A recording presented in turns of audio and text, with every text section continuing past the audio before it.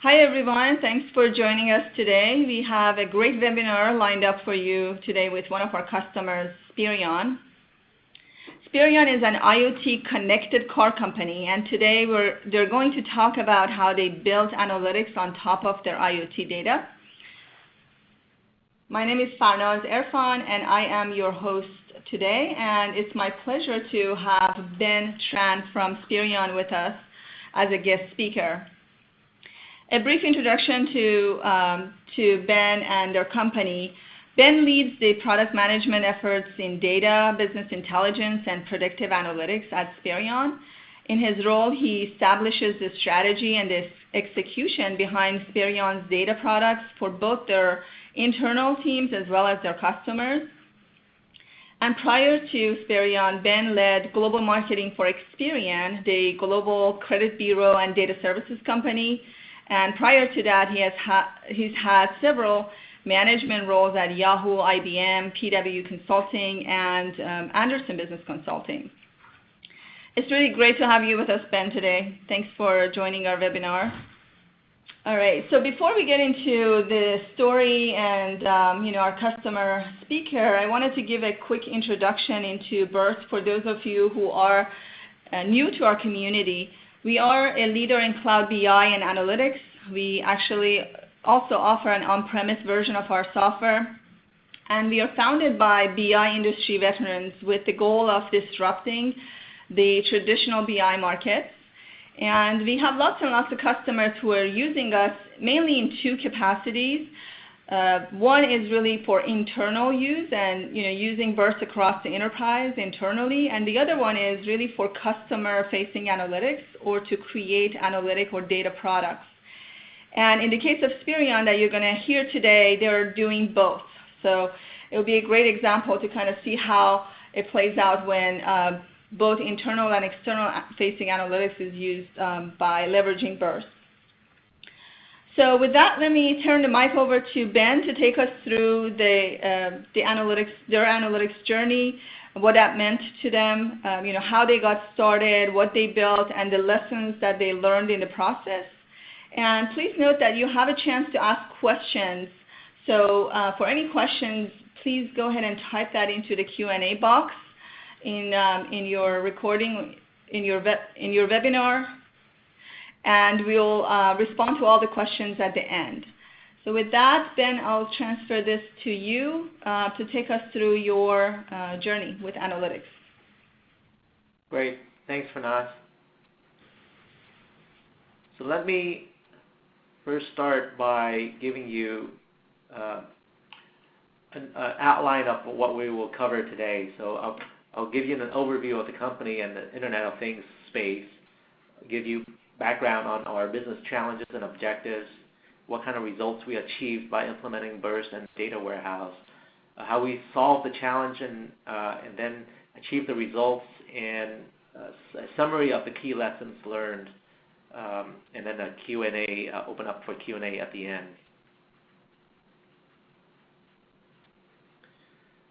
So in terms of an overview of our company and the Internet of Things space, we are the largest independent connected car company.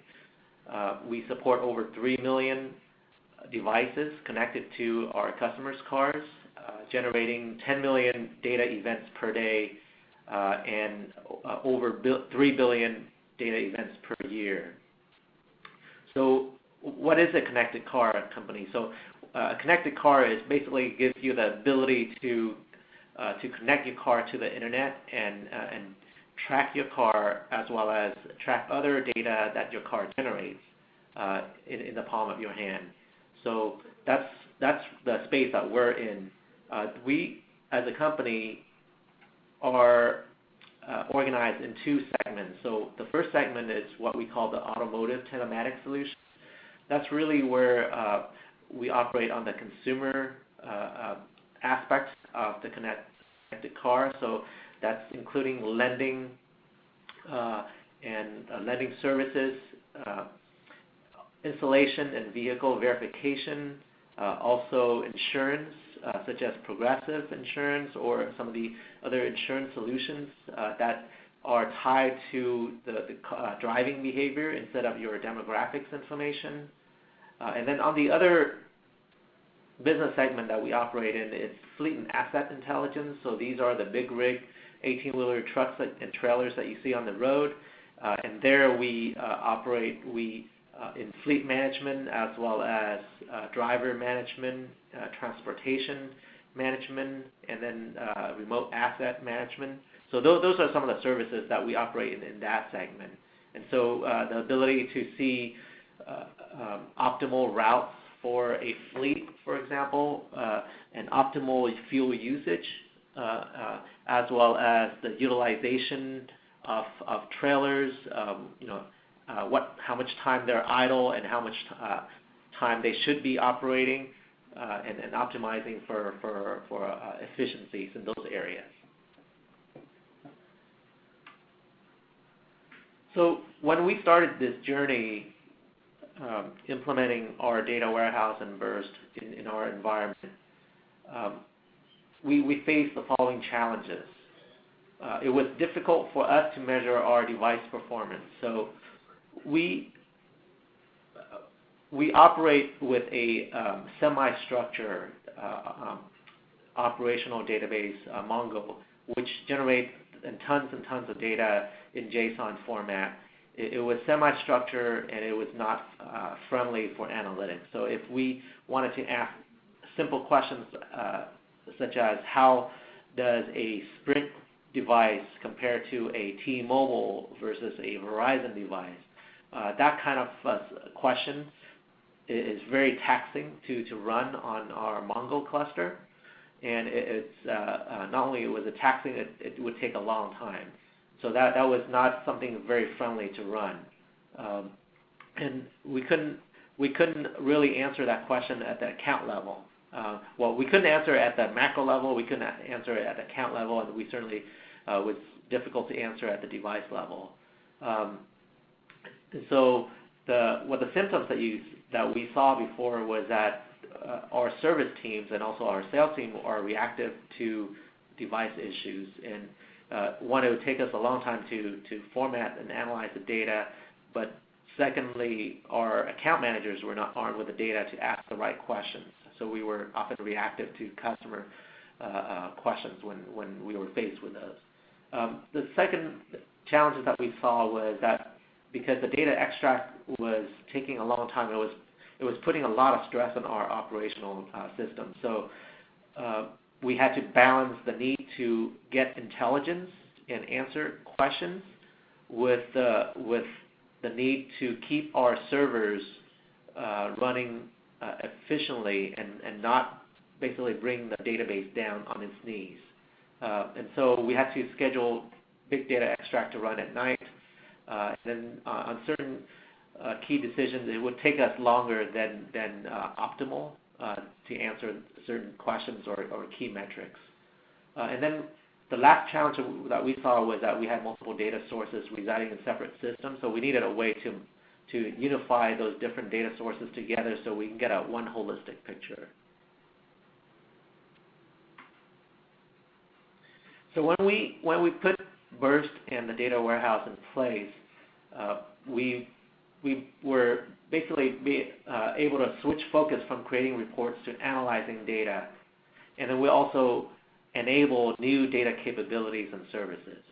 So whereas before it would take us more than 6 hours to extract data on devices and run analysis on them, and then have a team of analysts dedicated to creating ad hoc reports, now we revolve around a self-serve model where the data, we build these self-serve dashboards, and users that need to access this data can get in and filter and slice and dice the data as they need it.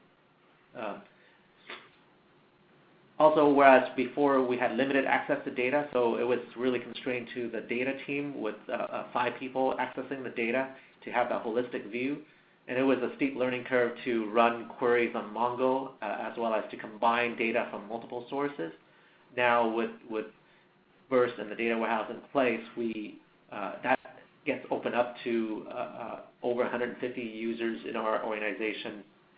And now with one set of data in one place, we can start to innovate on data, products, and services, as you'll see in some of the slides that we'll cover. Some of the early feedbacks are encouraging. So sales can now be proactive in managing accounts, and that applies for both sales and account services.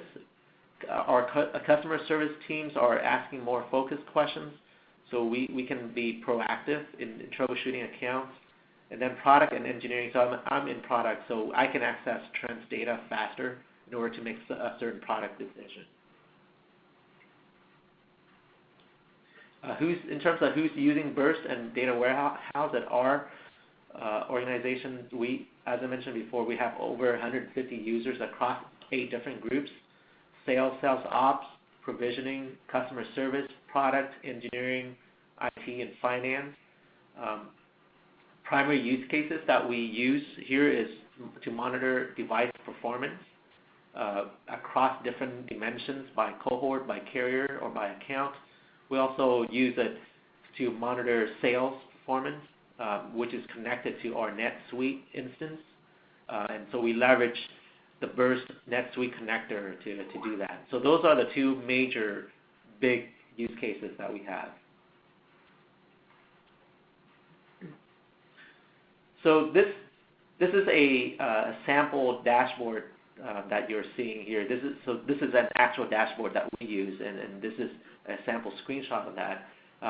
This dashboard gives us the ability to see at a glance how our devices are doing by installation cohort, and also what kind of issues they're experiencing. So this is our attempt at being proactive about figuring out what issues are affecting our devices and then going after those issues. And so this dashboard gives us the ability to drill into each of those issues. So it gives us the visibility for the entire business to our device performance. We can slice and dice it at multiple levels, at the overall level, as well as at the account level and at the device level. And then it gives us the ability to understand attribution of factors. So basically, ability to bucket. If there is an issue with a particular cohort, installation cohort of device, we can then bucket them into, is that an installation issue, or is it a device issue, or is it a carrier issue? So the ability for us to figure out which of those factors are affecting the metrics, the device metrics that we're seeing. This is another real dashboard that we use in sales. So this is the sales use case where sales ops and sales team use this dashboard to measure their sales performance. And so prior to this, there are a number of analysts that spend hours each day slice and dice the sales data in different formats to send out to the hundreds of sales team members across our organization. With this self-serve dashboard now, that saves the analyst team a lot of time in doing that, and also puts the data into the hands of those who need to look at it. This is another example of our ability to innovate and create new benchmarks for use with our customers. So prior to our having the data warehouse and having Birst, we were not able to do something like this. And when we implemented Birst and our data warehouse in place, now we have one central place with data that we can benchmark something like this, which is a trailer utilization. So this is an industry benchmark of trailer utilization. Basically, it looks at our entire population of trailers, those cargo trailers that you see being hauled on the freeway by those the big rigs. It looks at how much time the trailers is spent idle sitting in one place versus how much time they're actually moving on the road. And so as a company, a trailer management company, for example, if I operate a fleet of these trailers, I want to know how much time or how many days my trailers on average stay idle in California, for example, versus Texas. The second question that I can then answer is how many days are my trailers are idle in California versus the national average. So I can benchmark myself from one geographic area versus another, and then I can also benchmark myself against the overall population. So this is something new that we are able to do with Birst and data warehouse in place now.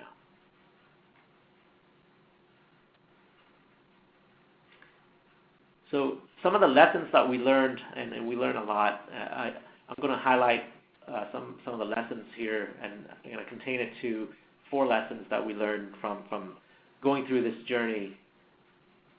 The first critical lesson that we learned is to have clear business goals. I think this applies for every implementation out there, but specifically, and I'll go into the process and how we approach this.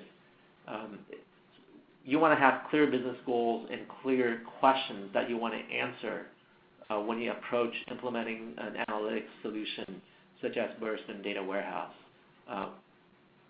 The second lesson we learned is specifically in our environment where we have semi-structured data in Mongo, and being able to run trends and analytics on a semi-structured set of data like this in a structured world. So we had to learn how to structure our data. The third lesson we learned is plan your aggregation and your analytics grain. And this also ties back into the original lesson we learned, which is having clear business goals. And how that ties back together is that when you have clear business goals, you also have clear business questions that you want to answer. And based on those questions, that then dictate on the level of analytics grain that you need to do. And where this is important is how much data you have. Because if you have a lot of data like we do, we have over 3 billion data points per year. Over several years, you're going to have over 5 to 6 billion data points, and you're going to quickly find out that it's very resource intensive and also time intensive to run and crunch all those analytics trends through that massive amount of data. The last lesson we learned is to be able to iterate quickly, and Birst is really a good tool to allow us to do that. So this is a window into our journey and how we learn, how we approach our analytics. So like I mentioned in the first lesson that I highlighted there is have clear business goals. So we always start our process with business questions. So when we implement Birst, our biggest question revolves around device performance. So we want to know how much percentage of our devices are working versus non-reporting in the field. We wanted to know if T-Mobile devices perform better than Sprint or Verizon or AT&T. We work with all carriers, so we wanted to benchmark on any given day how each of the carrier performs compared to the other. And it could also be in specific geographic area. So one carrier can be much better than another in a metro area like San Francisco or LA, but perform worst in the rural area in Texas or Idaho, for example. So we wanted to answer those big macro questions. And then the third question that we wanted to address was what factors account for device issues. So we wanted to be able to bucket and proactively figure out what issues are affecting our devices so that we can stay on top of them and serve our customers. So we identify our business questions before we even go down this journey. That was critical for us. And then based on the questions that we identified, there we arrive at basically an analysis plan.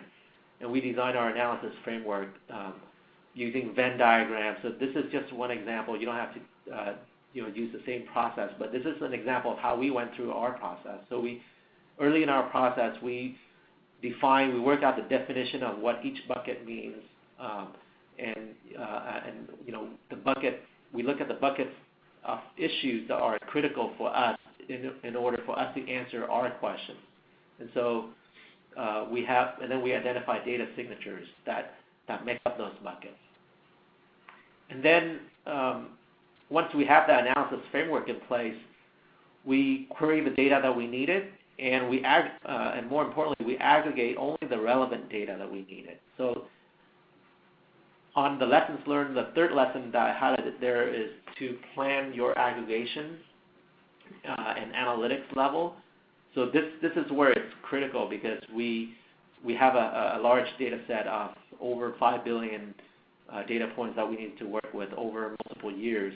And so we needed to aggregate the relevant data down to a level that we can intelligently make trends out of. And so we started that working with Excel, and then we just iterate on that until it gets to a level where we know, okay, this will answer our question, and that's where we bring in, that's where we create the reports and dashboard in Birst. And then Birst really helps us to iterate through that quickly, because the user interface for creating dashboard and reports in Birst is very user-friendly.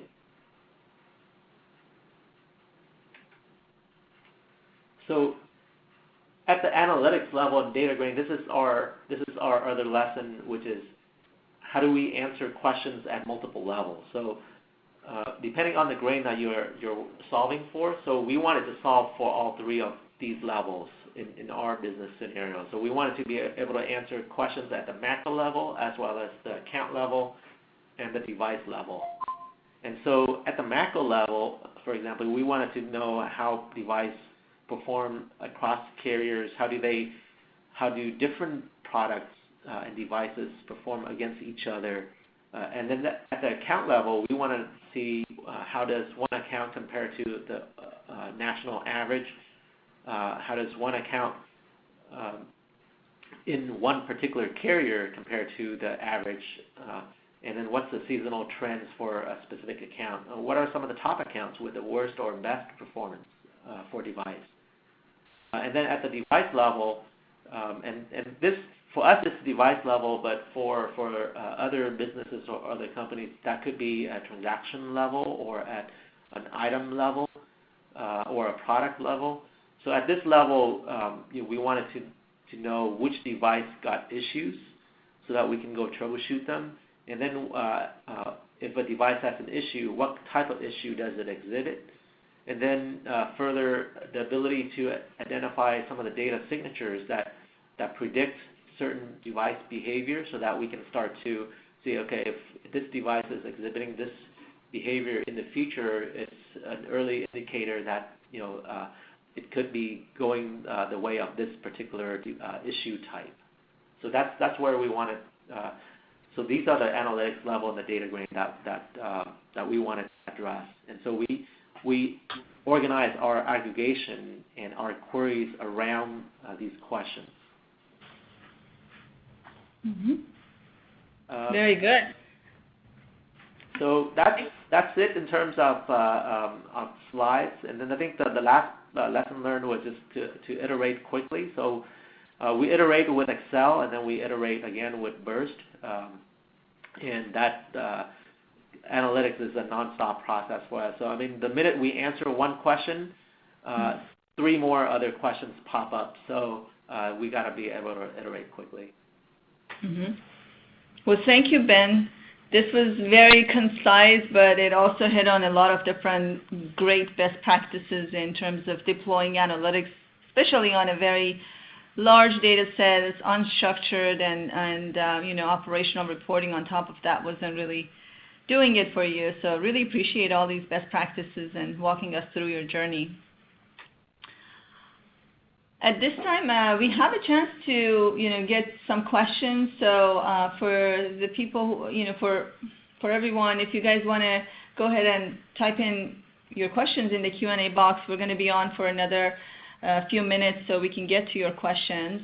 I have a couple that have popped up in the meantime, and this one is for you, Ben, that they're asking how does building analytics internally will help you create analytics for your customers, or does it? Have that been something that you leveraged, given that you had to you deployed this internally, but then you also created an analytic product from it? Yeah, absolutely. So how we had to answer some of the questions internally helped us with the way that we approach analytics for external customer, and that the way that we approach internally, internally we have a lot more questions that we needed to answer. We have a lot more metrics that we need to go after. So when we approach the analytics internally, that definitely helps with the external analytics, because that helps us aggregate the right level of data and also plan for a data structure that we can then take and help answer some of the questions and some of the KPIs and metrics that we needed to do for our external customers. So if you can address the internal questions, I think that those are more detailed questions and more complex questions, and then you can most likely the external analytics and the external questions, some of them are bits and pieces of the internal questions that you need to answer. So that's how it helped us. Yeah, no, that's a great answer, and oftentimes internal users are your toughest customers, and if you've built something for them, you can take a subset and if it applies to your business, apply that externally. So that makes a lot of sense. Cool. There's one more question that's asking that at the beginning you mentioned you have 10 million data events per day. Do you bring all of that into Birst, or what subset of it you bring into Birst? That's a good question. So I'm glad you asked this question, because that hits on the point of how you approach your aggregation and how you approach dealing with your data depends on the questions that you. For us, we don't bring the entire 10 million data points a day into Birst. We only bring in the necessary data points that we need to answer our questions into Birst. And so I believe when we aggregate the data down, it's about 1/10 of that. So instead of 10 million data points per day, it came out to about 1 million data points per day. So it depends on the business questions that you want to answer, and if the critical business questions that you want to answer requires that you bring your entire data set in, then obviously that's something that you have to deal with, and you have to plan and strategize for how you're going to deal with that. But for us, we didn't have to do that. Okay. Cool. That makes sense. Thank you for that. And then one more question here is asking, do you have any best practices in turning unstructured data into structured data? And it's a very general, broad question. I'm not sure if part of your analytics you've gone through it. So any lessons learned? Yeah, I think so. We struggle with that initially, and I think part of the allure of dealing with unstructured and semi-structured data is that it allows the application team to iterate fast. And so they don't have to worry about, setting out a schema or, setting up a schema, which is an investment up front. But what that means is for the analytics team on the back end, or the reporting team, once you want to get some answers out of the data, then you have to wrangle with that unstructured, semi-structured data on the back end side. And so for us, since we work with Redshift, Amazon Redshift data warehouse, and also with Snowflake data warehouse now, we were able to basically there are commands in Redshift that you can copy, and then in the process of doing that, you can define what data elements you need to move into the structure space. So when we copy the data from unstructured, from Mongo JSON unstructured format into the structured format, we define in the file what data elements we want to bring in, and then at that point we define the schema on how we want the schema to look like in the structural world, so that when it's brought into our data warehouse, it's structured in a way that will be optimal for the reports to run. That's the other consideration. Also is depending on the type of reports you run, you could have different schemas for them, and the schemas for the structure or the schema for the various reports could be different from your operational schema or your operational data store. Mm-hmm. And so we leverage Redshift, and we leverage Snowflake copy command quite a bit to bring structure to the unstructured data. Mm-hmm. That makes sense. And you guys have had operational reporting out of Mongo for a while before it, so I'm assuming you were really familiar with your data and the elements of it that you wanted to bring into analytics. So that probably helped a lot too. Right.